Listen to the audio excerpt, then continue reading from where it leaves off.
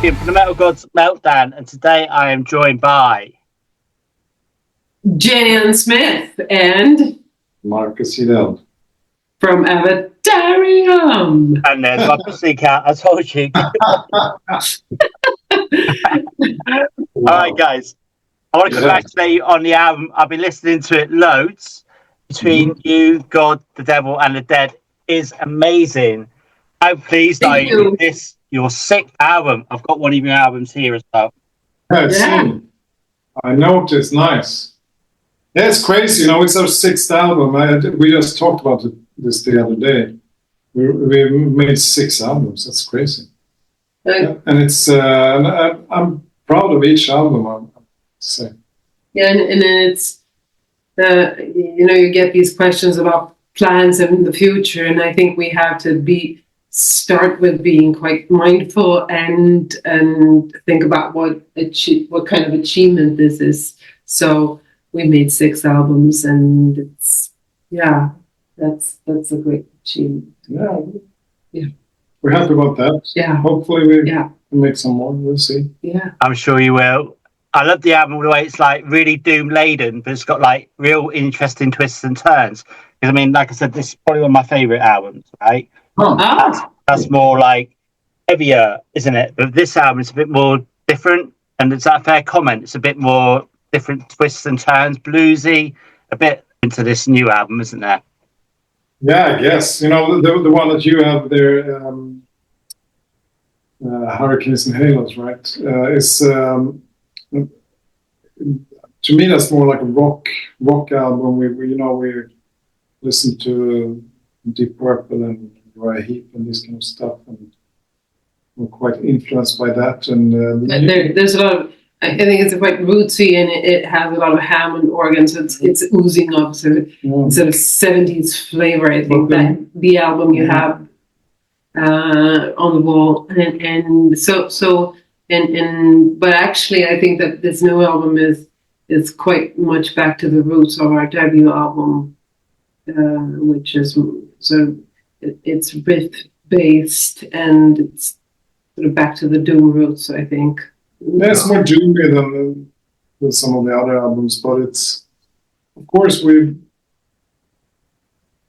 every album we try to break new grounds and ourselves and music. So I think this album has some new elements in it, and I'm happy with it. We got some classical influences and other stuff. I think blues has always been, I always try to bring in blues in Avatarium. Give us a little bit of a story then about the awesome track "My Hair Is on Fire" and its inspiration, because that is amazing. Wow! Oh, you like that? I really love it. Yeah. Well, I'm glad to hear. Well, we actually we started writing on that track for the previous album, Death Razor's Thing, but we couldn't finish it, and we tried different angles to sort of go about and try to finish it, but we couldn't. And then we picked, so the chorus was was there, so we picked it up again and gave it another round. Yeah, it was totally different. Yeah. Before. So yeah, it's I think that's one. Some songs just comes to you. I think that song is, we had a chorus, but it didn't work out earlier, but now all of a sudden I think everything just came together. You had this piano part for the verse, and I had this riff that comes after the chorus, and I think, to me, I can't explain how that song, why it happened actually, because some songs because I can't name a song that sounds like that song, because it has its total own identity to me, and that's why I say I don't know where it comes from. It came to us. For me, it was, I am quite inspired by it, and I really love that we have a Swedish poet, and her name is Kristina Lund, and she She passed away a couple of years ago, but she has this very, which is quite unique, sort of humorous way to sort of express and deal with helplessness. And so I picked up some inspiration from a poem she wrote. It doesn't, there's the line "my hair is on fire" is not in there, but it's something similar, and it you know, it sort of triggered my imagination that you sometimes feel like you're so helpless, like, and the anguish you feel when you in that state, when you feel helpless, and but still want to contribute or help someone else. It's like, my hair is on fire, but I'll take your hand. Life is so unfair, but you can be sure I will protect you like no one else before, which is probably impossible. But you still can have that need or craving to help someone, even though you're quite helpless yourself. So and I think we found a musical way to channel those emotions, which work very well. Well, when you're going through the toughest of times, without a doubt. So on release day, are you guys planning to be having a release party? What are you up to? Yeah. Yes. 23rd at the Marshall headquarters in Stockholm, which is in Stockholm these days. So yes, we're gonna have a release party and celebrate the album. We don't always do that, but this time we will. Definitely. Are there plans to get out on a tour, and are there hopes to get over to the UK? You know, hopefully we don't know that much. We're gonna do some festivals this summer. I think we have 5 festivals booked already, and Central Europe and and more. Usually will be some more, and we want to do some touring, but we can't be out that long at the moment. We're a couple and we're kids, so it's hard to be out for a long time when both parents are in the band. But we'll try to do some shows, and we'll do the best we can. We have some plans and some ideas. UK would be fantastic. Yeah. But it's nothing. Send us a great invitation, and we'll find a way. Totally. I really ask you about your artwork as well. Always love your album artwork like this. I know this is the album you released in 2017, was it, or 2016? Yeah, probably. A while ago. Obviously, being a couple, then I mean, like you wake up in the middle of the night, like, I'm gonna write down this lyric, and it's just coming into my head. Get the guitar, strum the guitar. It's happened a lot. I have a riff. I found the golden riff. Not exactly like that, but but I said this before because I realized this when we started to do interviews for this album, that a lot of bands that I love, in like Black Sabbath, Judas Priest, and these guys, when they did what I think are some of their best albums and some of their best work, they really were tight together. They lived together, like Black Sabbath when they did South by the Sabbath, and Judas Priest in early days, and of course like Deep Purple and these bands that traveled and toured, and the Zeppelin, it's like together all the time, and then write music. And as a couple, we also we live. It's like being on tour. Yeah, it's being on tour. But but something happens, because you're always on the same page, because you follow each other. Yeah. We listen to music. We talk about music. Yeah. We talk about philosophy. We talk about theology. We talk about psychology. Books we read. Podcasts, whatever. Movies. It's like constantly ongoing. Yeah. So it's like parallel. We walk. We walk together. Yeah. And I think it really affects the music in a good way for us. So especially, and it's getting more and more like that, because we get more and more relaxed with writing music for Avatarium, because when we started, just the two of us to write the music, we had such a legacy, and it was like a big weight on our shoulders, I would say, to try to write as good music as Leif Edling did and all these kind of things. But we wanted to do it. Yeah. And, but now we have a little bit. I think on this album we have a little bit more confidence, because we know that we can write good music, and so it allows us to also stretch our the music a little bit more and be a little bit more. Okay.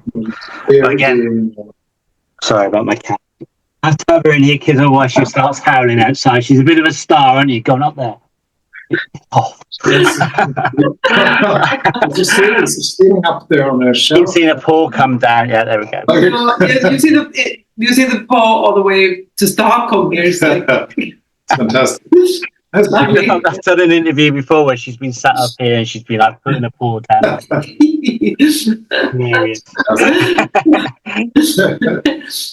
you guys have had like a really successful career with Avatarium, and you've been signed to AFM Records for quite a long time now, haven't you? What would you say then has been like the highlight so far, or is that yet to happen? I mean, I think there's this continuum, for me, it's been a highlight in my life. I mean, it's a highlight when you challenge yourself, and you do that continuously. Yeah. That I would say I still do that. I'm constantly in deep water here, and especially I would say as a songwriter. And I mean, writing music is so difficult and complicated and hard, and anyone who says different is wrong. Of course, yeah. No, I mean, you can write music, but if you want to do something that is meaningful, it's difficult. So I think this whole journey with Avatarium has been, for me, life-changing, of course. From the beginning to where we are now. And if we're lucky, we continue this. And it's important to have dreams, extremely important. And my experience here is that I enjoy being on stage more and more. I feel more mature and confident. So hopefully we'll be able to continue with that. That is my aim. Yeah, totally. I think one of the really cool things was the live recorded at Nolan, like whenever it was right before COVID. That was such a. It was fantastic that it happened, because it just turned out that a camera team offered to film the show, record it with cameras, and we also recorded it, the files on the board, the mixer board, and the console, and our Victor, our dear friend and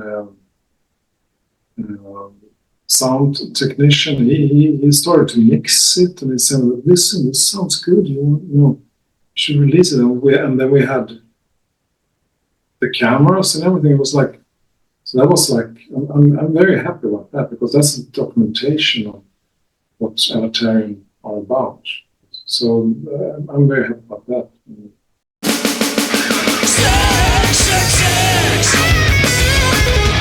I would say Heaven and Hell with Black Sabbath, and Mob Rules with Black Sabbath, and then I'd throw in Herbert von Karajan and Wiener Philharmoniker when they played Beethoven's. Which one shall I choose? Some of his symphonies. I would write at this moment his Sixth Symphony is my favorite. So. Joni Mitchell Blue.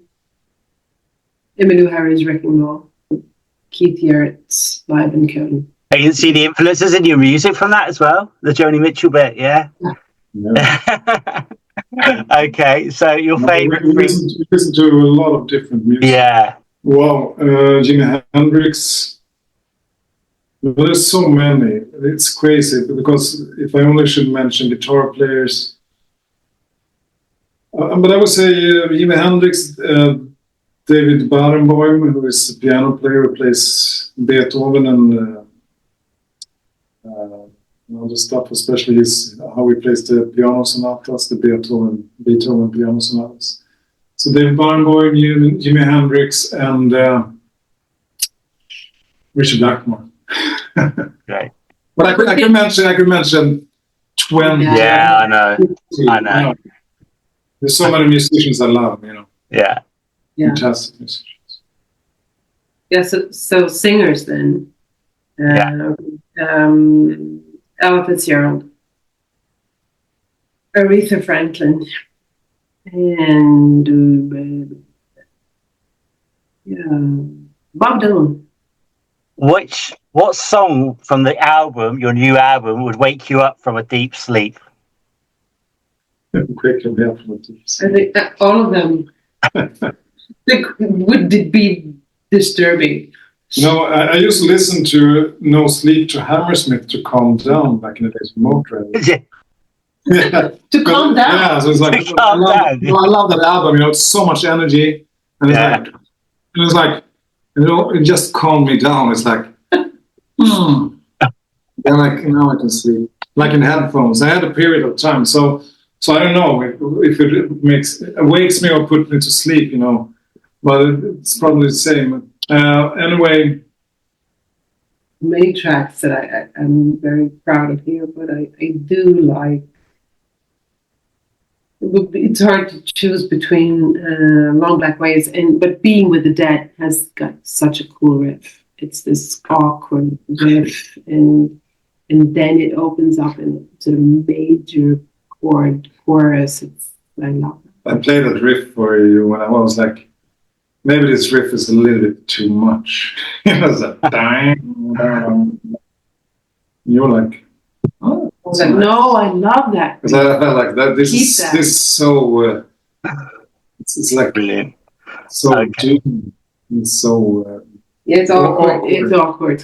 And it's great. But it's in the legacy of Edling, of course. Yeah. I own. Yeah. Okay. What's your favorite drink? Oh.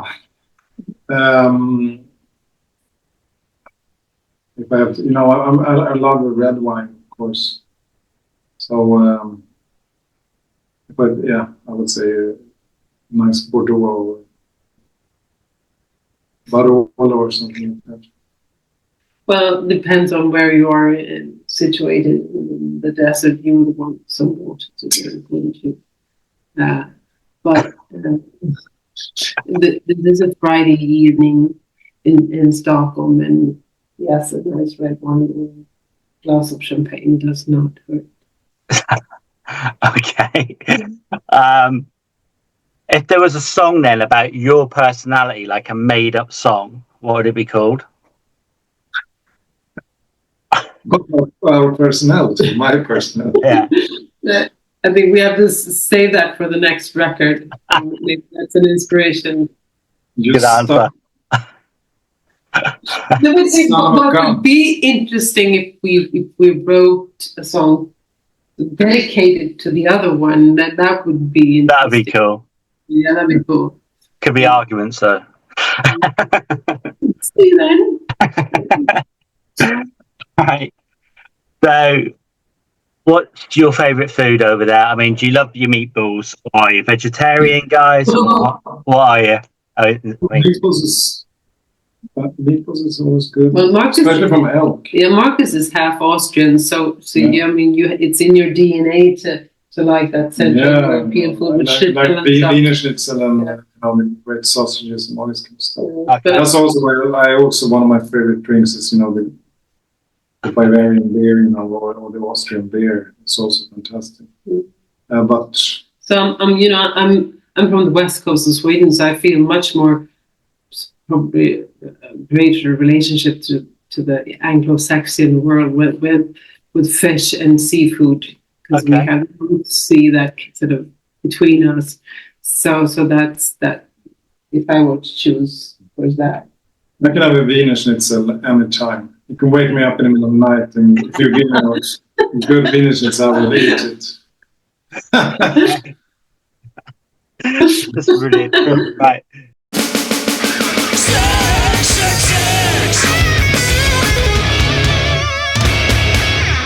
Can you tell us then why we should check out Between You, God, the Devil, and the Dead? Why should we check it out? My cat says, sorry.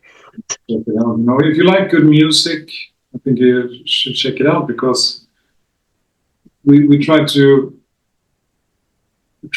write and record and arrange music that is made by humans, not by machines. And, we try to, bring in our soul in the music, and I think that's something that unfortunately is not so common these days. So that would be one thing. Of course, there's a lot of great other bands, but I think we have something that's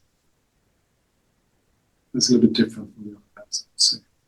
And to me, also, this album, I love to cook and listen to music and drink red wine, whatever. And then I think this album works quite well for that as well. It's not just deep stuff. It's also it's great riffs and you get good energy. Yeah. It's heavy. And it's quite, to me, it's quite fun to listen to this album. Yeah, it's dynamic and it's powerful, and we immediately, we've been rehearsing this new material for the release party on next week, and we immediately feel that this suits stage very well. It's energetic and powerful, and there are some great riffs and vocals in there as well. Oh. So I think if you like anything in the sort of doom genre, rock, hard rock, yes, of course, whatever, of course, Americana. Yeah. There's a lot of there's a lot of different things in it. You get acoustic numbers, you got piano numbers. You get a lot of different. It's good variation. It's a good album from the start to the end. Finish. Yeah. It's a good album. I think it's the best album in that sense, that it has a really good flow from the start to the end, because that's always very hard. We always try to achieve that. It's always very hard. I think this time we really nailed it, I would say. So, yeah. We're happy with that. And we think that if you give time to listen to it, you will feel what we feel. Brilliant. I want to thank you so much for your time tonight, guys. Do you have any final words for your fans, our viewers and listeners? Say something. No, if you have listened to Avatarium before, then you will, of course, we have our trademark or I think quite established and unique sound, and you will recognize that when you listen to our new album. But we also continue to explore and challenge ourselves as songwriters and performers, and there are new dimensions to this album. So yes, we also want to thank all our UK fans who reach out to us, and thank you for the support, and hopefully you like this album as much as we do.